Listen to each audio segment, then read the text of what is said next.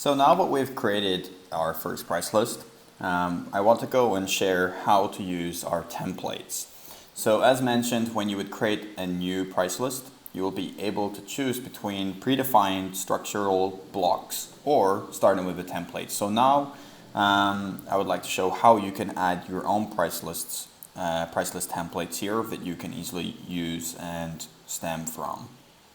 So if we go ahead and we click back into our price list page and we open into a price list that we've modified, ideally if we have made this into a standard annual price list, it could be for yourself, it could be for your team, it could be for a different service offering that you do, and you only want to be able to use that as a base and to tweak or to change, then the best thing to do once you have went through and made all of the alterations would be to use this button up here and save as a template. So just for this tutorial, just so that it's easier to see, I'll go ahead and remove this background image, and I'll just go ahead and just add any random one from this list here. So let's just go ahead and do that one.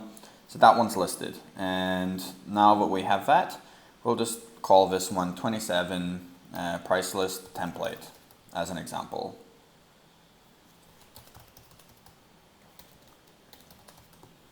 And we'll go ahead and save.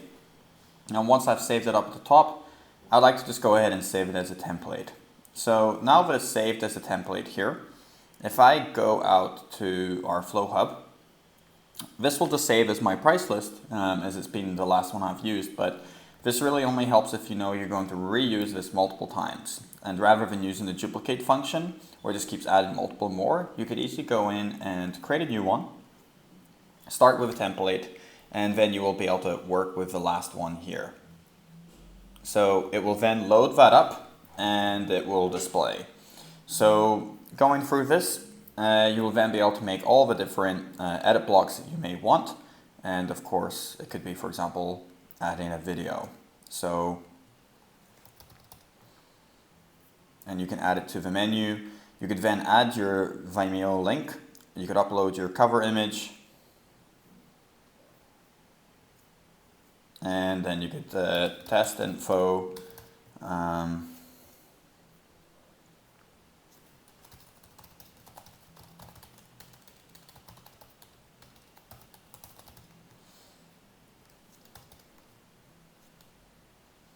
so I could turn that quantity on or off, the minimum and the maximum, or just have it here. Save. And that would be the easiest way to list that out. If I were to edit the footer, let's say I just go ahead here, add any image. Let's just use that one for the sake of this.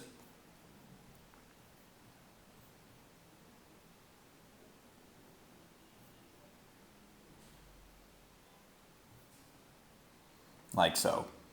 And if I went ahead and save, then I would be able to preview it. Now, that would then show my list as it is. Because the images are from a predefined template, we don't provide the images in, so you'd have to add your own.